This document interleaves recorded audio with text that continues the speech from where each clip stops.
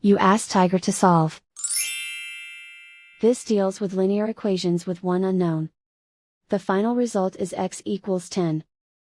Let's solve it step by step. Group all constants on the right side of the equation. Subtract 2 from both sides. Simplify the arithmetic.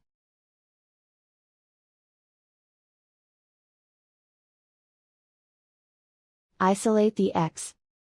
Divide both sides by 4. Simplify the fraction. Find the greatest common factor of the numerator and denominator. Factor out and cancel the greatest common factor.